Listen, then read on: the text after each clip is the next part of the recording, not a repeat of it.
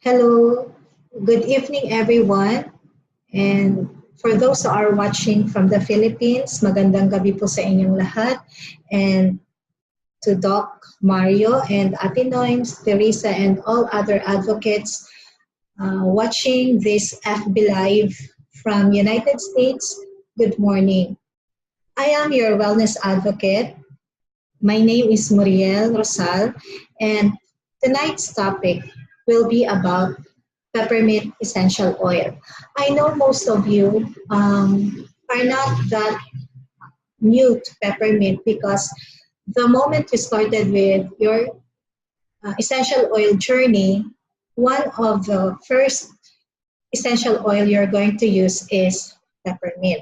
So tonight, let me share to you some of the basics about essential peppermint essential oil, and after the discussion, we're going to have question and answer, and my husband Benji will be with us later. So let me share to you a slide I prepared. So this is just short. Peppermint is one of the best-selling favorites among doTERRA essential oils. I guess as we go on with our discussion, we will concretize why doTERRA peppermint oil is regarded as one of the best-selling favorite among doTERRA essential oil. So to start with, the plant description, ang peppermint pala is a hybrid of watermint and spearmint, but it was first described by Carl Linnaeus as a species or not a hybrid before. It was described by Carl Linnaeus, and Carl Linnaeus is a botanist, a scientist, physician, who first described or talked about this plant, peppermint. And it has high menthol content. Its aroma is, of course, minty and fresh and herbaceous. And the collection method is steam distillation. The plant part, or the part of the plant which is used in getting the essential oil, is the whole plant. But basically, maraming content ng menthol is the plant itself. And just to add some fun fact, what it takes to make a bottle of 15 ml peppermint is equivalent to 1 pound of peppermint plant matter to produce this 15 ml peppermint essential oil. Another fun fact, peppermint oil is produced in glands underneath the leaf. And the best time pala to harvest the oil is when the plants first begin to flower. So this is when the menthol is at its peak. Pinaka malaking content ng menthol ng peppermint kapag nag-start pa lang na magkaroon ng bulaklak yung mga halaman. And this is on the right, at the screen at the right bottom, you will see a peppermint leaf. The white sacs are where the essential oil of the plant is held. So this is where the natural aromatic compounds are found in plants, and they are very concentrated. Sabi nga that essential oils are 50 to 70 times more powerful than herbs. So just imagine if herbs work, how much more the essential oil? Because it's 50 to 70 times more powerful than herbs. And ang ibig sabihin yan, isang patak ng peppermint essential oil is equivalent to 28 cups of peppermint tea. Ganun po katapang. Okay? The main constituents or primary constituent of peppermint essential oil is andito, eucalyptol, you have also menthol, and the menthol. So this constituent gives cooling sensation when applied to the skin. So peppermint oil, because of this content, has this analgesic and antihistaminic properties. So yung eucalyptol pala is cleansing, and yung menthol is cooling, and menthone is soothing. Let's talk about naman the sourcing out or finding the best peppermint for doTERRA. So where is peppermint sourced? From the slide, you can see here it is sourced from United States of America. Pacific Northwest is ideal for peppermint because of the high amounts of rainfall they have each year. It gives the peppermint a high menthol content, which gives it sweet, minty aroma and flavor. All the natural elements in this region, we're talking about the Pacific Northwest in the United States, are conducive to producing a high-quality peppermint oil.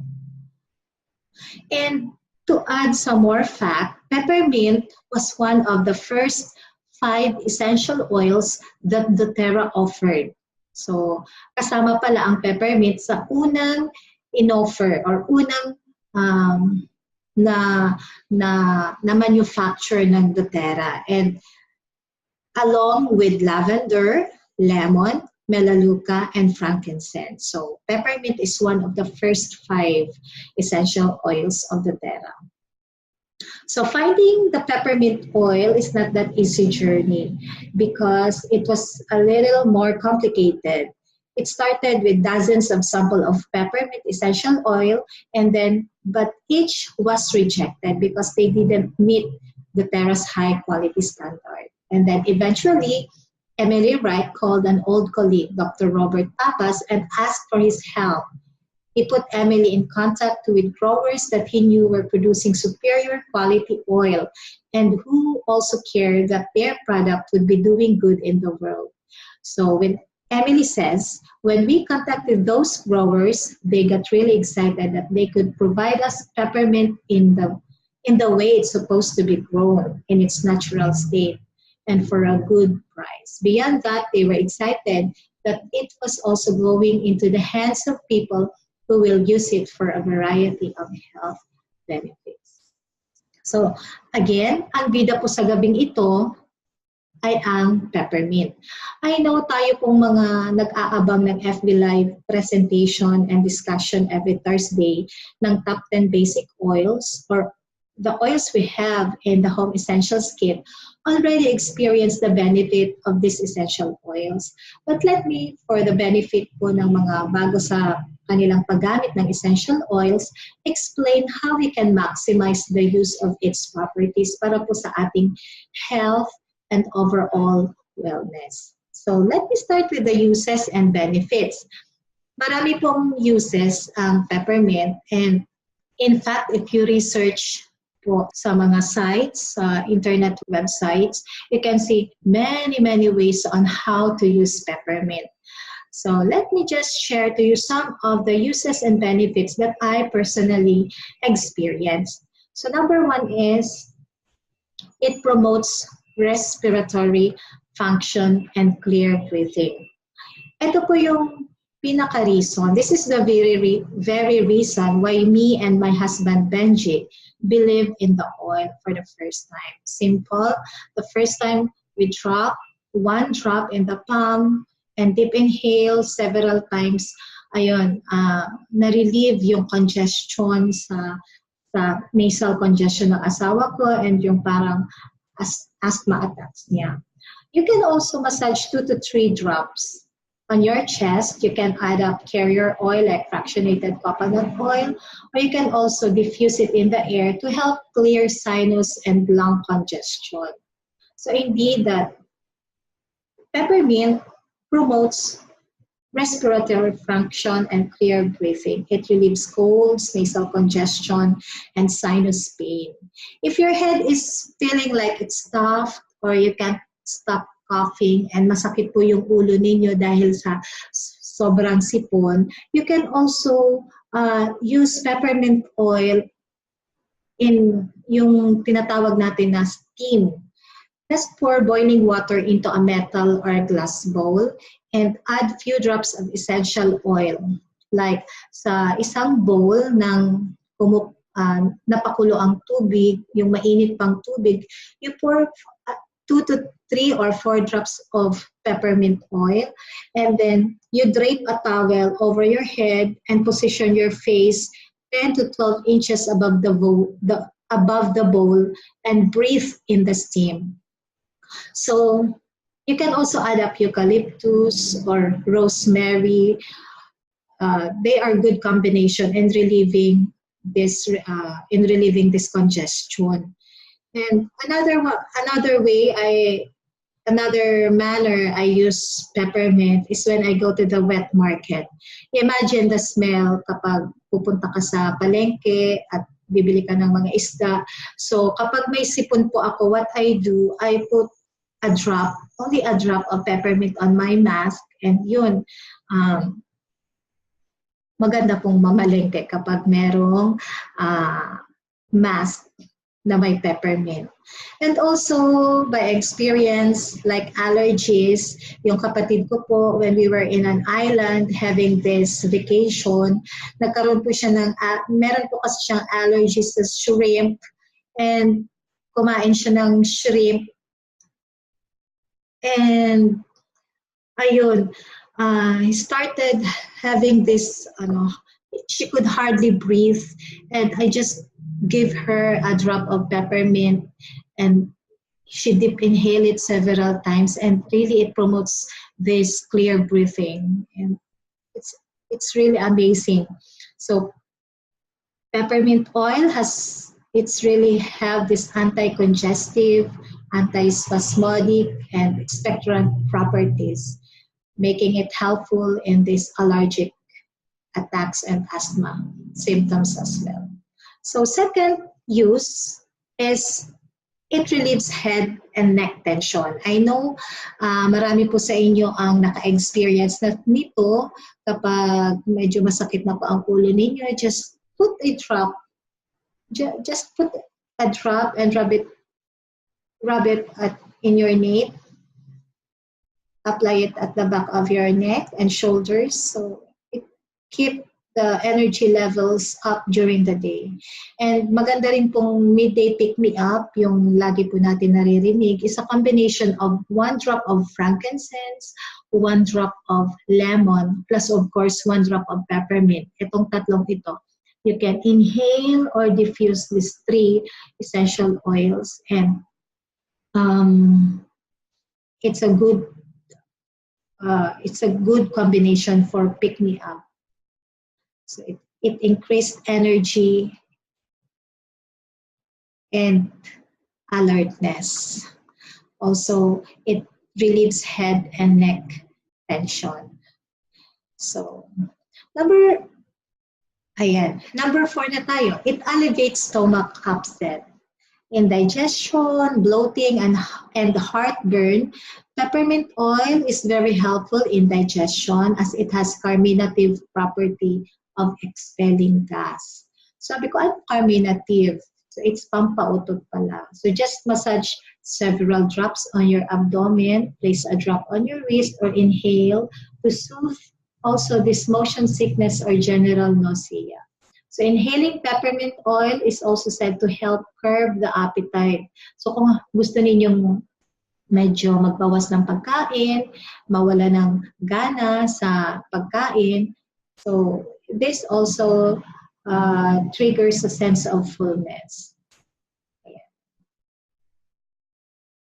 It can also help in stomach pain and menstrual cramps because peppermint oil has analgesic and anti-inflammatory and anti-spasmodic properties. It only can relieve pain and inflammation but can also calm the spasms that cause the muscle cramps. So we have also the uses. The 5th use of peppermint, it relieves for nausea, vomiting, and seasickness. Sinabi ko na nga po kanina that if you have this motion sickness, it's no fun traveling, lalo na kapag medyo rough ang dagat. So one way of getting relief is with peppermint, of course. So while traveling on rough seas, I just put a drop on my thumb and put it at the roof of my of my mouth, and I also applied it in my temples. And it's easy to share to those persons na kasama mo na mahihiluhin din. And then another use is it's a refreshing drink and of course gives you fresh breath. So instead of buying the tempting soft drinks, why not try water with peppermint oil or add some lemon oil or both. So this is great for anyone trying to kick that caffeine off or that soft drink habit. So instead of drinking that coffee or soft drinks, and gusto nyo maiwasan na yung ganyan na habit na pag-iinom ng sobrang caffeine the whole day, you can try drinking a water with peppermint oil combined with lemon oil. Just to share, also, I have this tonsilolith or tonsil stones. I'm prone to having bad breath. So peppermint oil is great mouthwash. So I gargle the 1/4 part and drink the other 3/4 parts of the water with peppermint. So for additional uses, it can relieve from numbness. So you just massage it. Sometimes kapag we are having these anxious feelings, parang namamanhid tayo, namamanhid ang arms natin, we feel numbness in our extremities because of this anxiety and worries. So personally, I haven't experienced this because I generally use deep blue rub when I feel this numbness on my extremities. Pero some of the advocates, friend of mine, said that she has applied peppermint oil and found it really gave her relief with her numbness. Another one is as a foot refresher. Just put a few drops of peppermint oil in smelly shoes, and then it feels great on your feet as well, especially if your feet is tired and aching. Just massage peppermint oil, add some carrier oil, of course the fractionated coconut oil, and then it gives some relief for sore and swollen and overworked feet. And lastly, I think it's an spider controller, or we can say the critter controller. If you have a problem with ants in your house, just leave a peppermint soaked cotton ball in their pathway. And they're not big fans of mint, and you'll have the nice aroma lingering in your home. So ako naman, ginagawa ko, I just put it in a spray bottle and add peppermint oil. Paminsan sinasabayan ko pa ng clove and oregano. And then I spray it on the ants that are parading the wall. Ayan. So again, just to wrap up,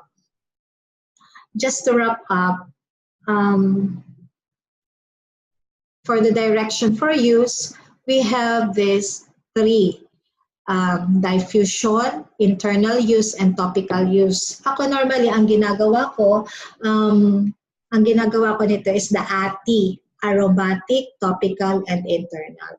For diffusion, ito po, we use 3 to 4 drops in your diffuser of your choice. So, nag-sale pa lang yung Lumo diffuser, hindi ako nakaabot. So, I'm still using the petal diffuser.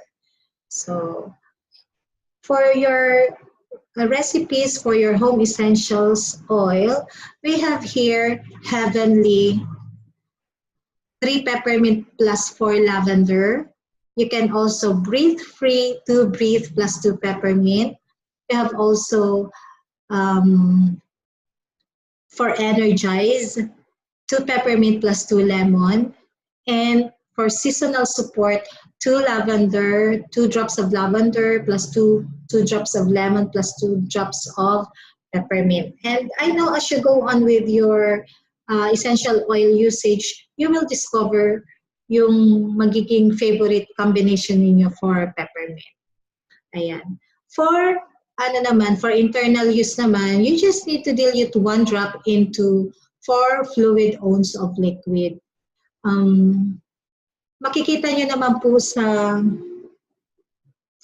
likod kung yan ay for internal use. So makikita nyo yan, only use essential oils internally if they have a supplement facts label. And for those naman na nahihirapan na uminom ng essential oil yung lasa, there's the doTERRA Veggie Cups. So ito ang Veggie Cups. Ayan. Customized way to take essential oils orally. It absorbs quickly and easily supports digestion. And for topical use, apply 1 to 2 drops to desired area with the carrier oil to minimize any skin sensitivity. Nagtatanong yung iba kung ano ang kaibahan ng fractionated coconut oil sa virgin coconut oil.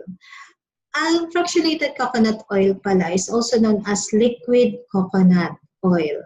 So, at ang isa pang napansin ko is that I have this virgin coconut oil and fractionated coconut oil. Yung virgin coconut oil, kapag malamig ang panahon, like kapag naka-aircon and malamig, natutulog yung virgin coconut oil. And yung fractionated coconut oil is liquid pa rin siya. So in a state of parang tubig pa rin siya. So inalis lang yung long chain fatty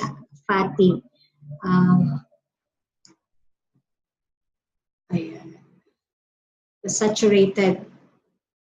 It is an absolutely saturated oil.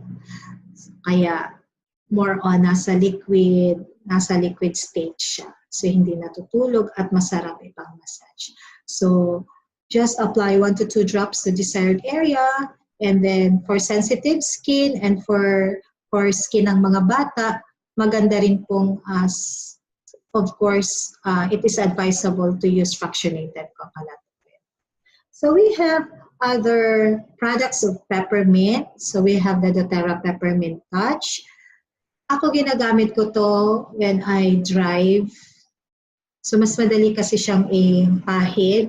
And then it's also for personal use. Mahirap naman mag-share ng touch. Kaya for personal use, you use the doTERRA Peppermint Touch, and also good for kids kasi it's already with carrier oil or fractionated coconut oil. Another one is the beadlet. Pop a beadlet in your mouth to promote healthy respiratory function and clear breathing. Take to help reduce bloating, gas, and occasional indigestion. Pop a beadlet between your fingers and apply topically. So, pwede palang ipop sa fingers and then pwede mo ipahid dito sa temple yung beadlet. So, ginagamit yan ng asawa ko ni Benji kapag sobrang tawa siya and then starting to feel that spasm na parang start na naman siya na atakihin ng asthma. So, ang ginagawa niya is just maglalagay siya ng isang peppermint beadlet and mawawala na. So, malapit na po tayo. Peppermint is also found in lip balm. So, I have lip balm, may peppermint po ito, and the doTERRA Breathe Blend. The doTERRA Breathe Touch Blend, Digest Zen Blend, Digest Zen Touch Blend, Facial Cleanser. So this is my favorite facial cleanser. Meron po pala siya, peppermint with melaleuca. And then the doTERRA Motivate Touch Blend. Peppermint is also found in Past Tense, Aroma Touch, VE Omega, XE Omega, Deep Blue Polyphenol Complex, doTERRA Salon Essential Root Tip Serum. So, andito po yung iba na mga blends. na meron pong peppermint. We have the breathe, the past tense, the digest then, and the doTERA motivate. So all of this and the ones that I mentioned a while ago have peppermint oil. So peppermint oil works well with basil, wild orange, spearmint, coriander, and lemon. So yung mga health benefits po, health benefits na parang that this peppermint gives to us, they are not claimed by the company or doTERA itself.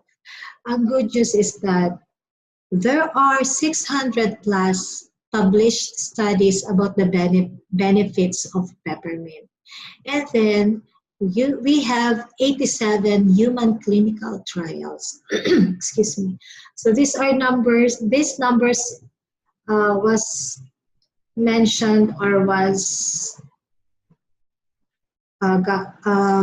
numbers according to PubMed as December 2017. So ang dami po. So we have the confidence that what we are taking is the best essential, the best peppermint essential.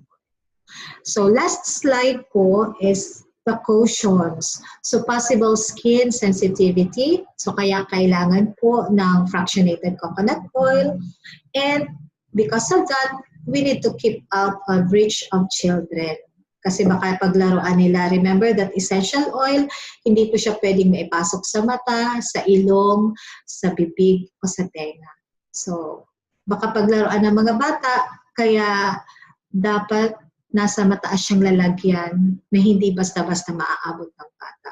If you are pregnant, nursing, or under a doctor's care, consult your physician. So avoid also contact with eyes. Sinabi ko na kanina, inner ears and sensitive areas.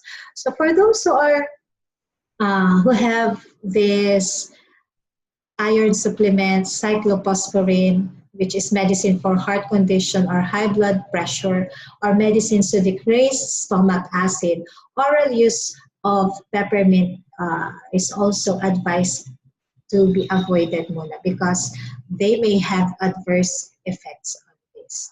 So, kung meron po kayo mga questions, later on, pag-uusapan po natin with Doc and other seasoned essential oil users. Thank you so much.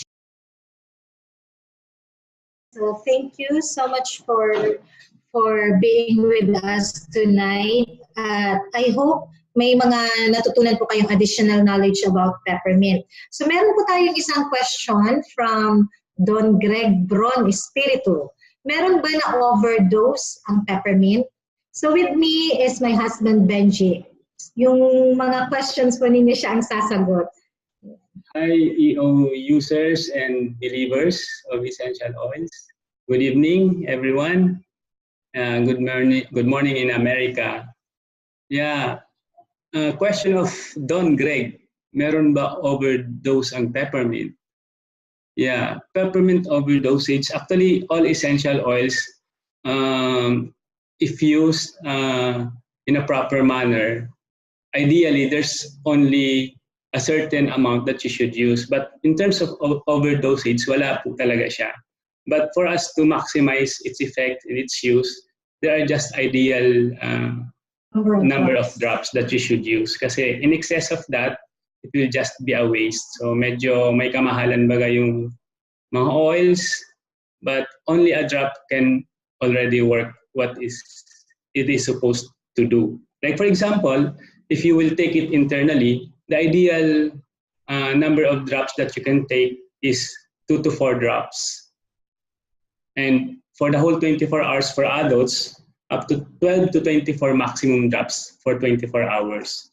And there are also some oils that can be taken orally because yung internal kasi, parang there's a differentiation between taking it orally and internally.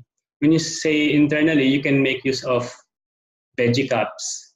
But when you say orally, you can do it sublingual or put it in water.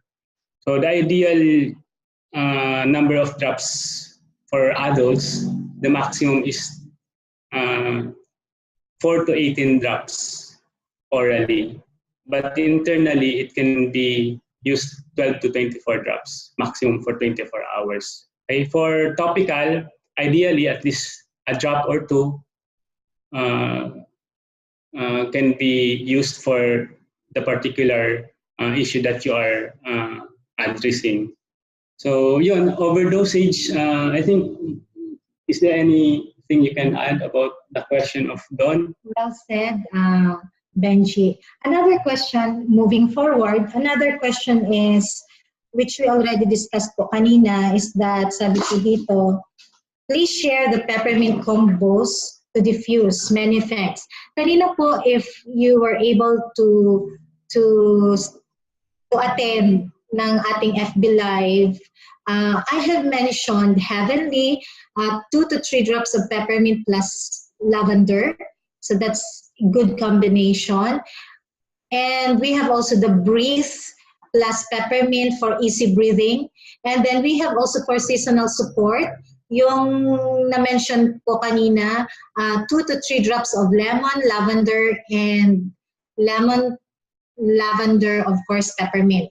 So this, as I've said, as you go along and sa paggagamit ninyo ng essential oil, you will discover kung ano yung best na yung personal preference ninyo na isasabay sa peppermint.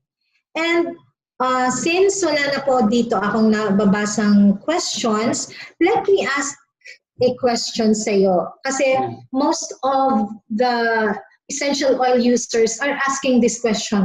What separates the doTERRA essential oil? Not just the peppermint we're talking about right now, but rather what separates the doTERRA essential oils from the essential oils available in the market? So can you share ano yung nasa idea or nabasa mo? I actually tried the first oil that I tried is peppermint, and I also tried other brands of peppermint in the market. But one thing that separates doTERRA from other essential oils is that its purity. Yeah, the very important characteristic of an essential oil is its purity. Once it's not pure, it diminishes its quality, of course. Then, of course, its efficacy. If I myself addressing some health issues like respiratory, so the efficacy will be diminished, or most especially our safety. If the essential oil we're using is not pure, so it diminishes these 3 factors or these 3 properties.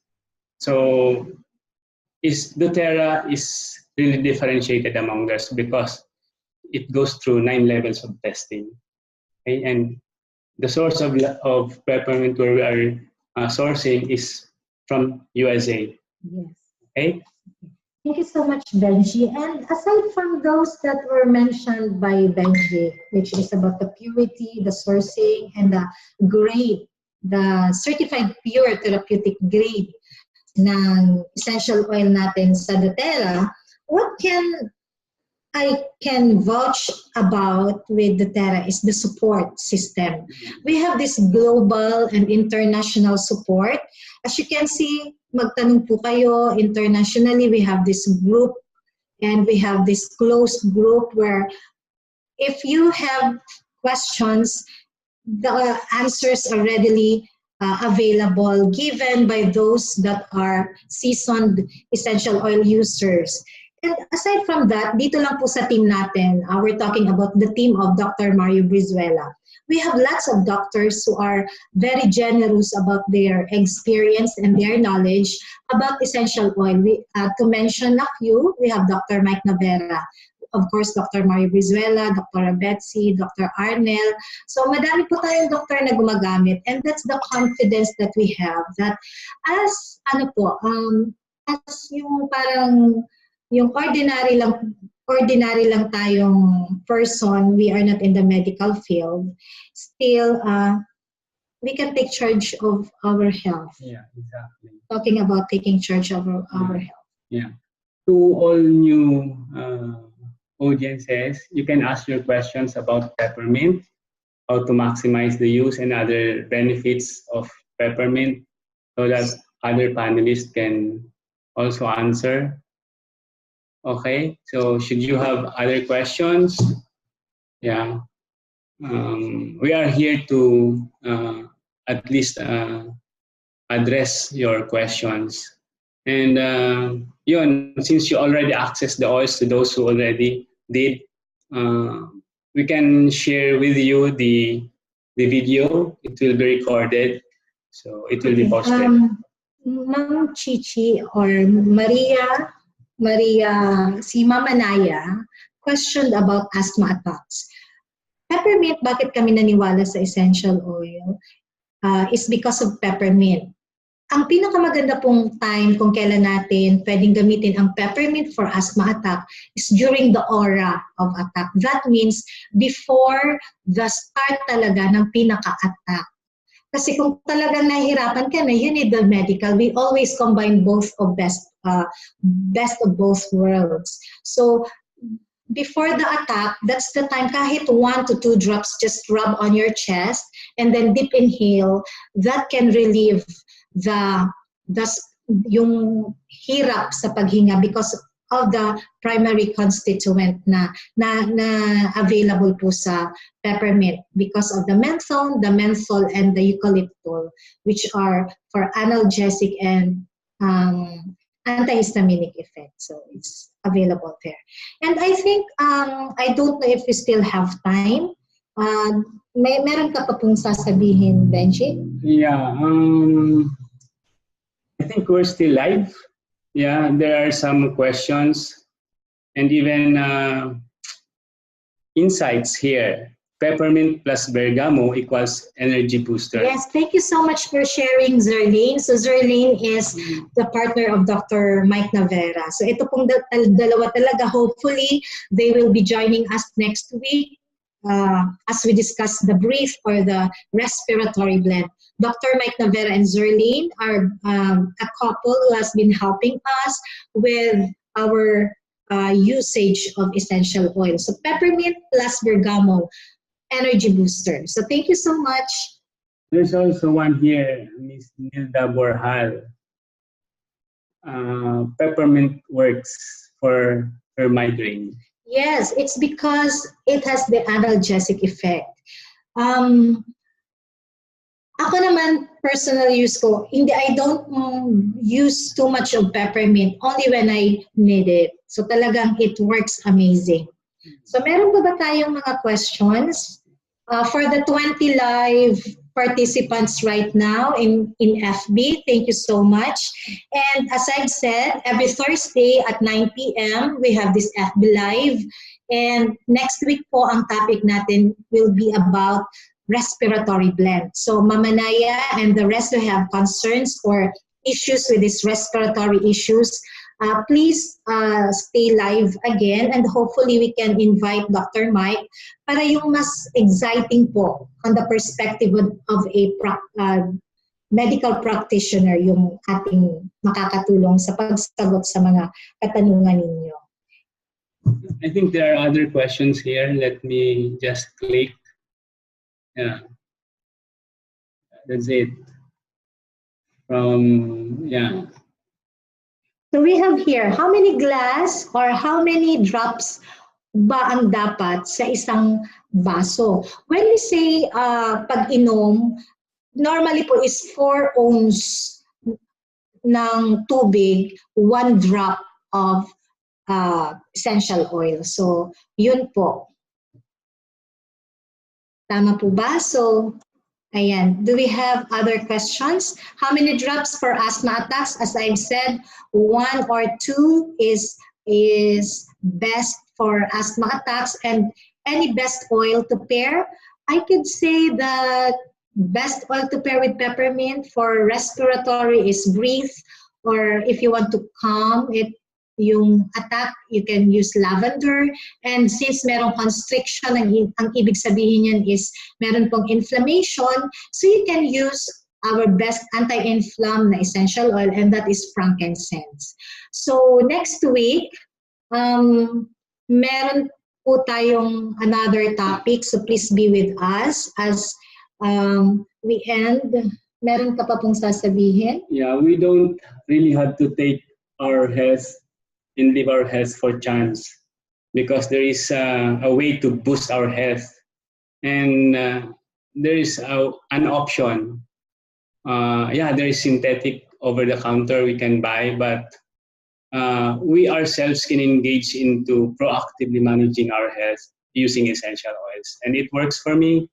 I started with peppermint. When I first tried essential oils, it's really peppermint that works for me, because I have these issues of sinusitis and asthma. And now for almost 1 year and 7 months, I'm not using my puff, and I'm not using my two synthetic meds. So I become productive more than those times that I am suffering with my asthma and sinusitis. So siguro po what I can share is sa more than ilang taon na tayong mag-asawa? 16 years of marriage. More than mga 3/4 siguro ng married life namin is lagi po siyang nagre-reklamo. Perennial problem po namin is yung kanyang sipon.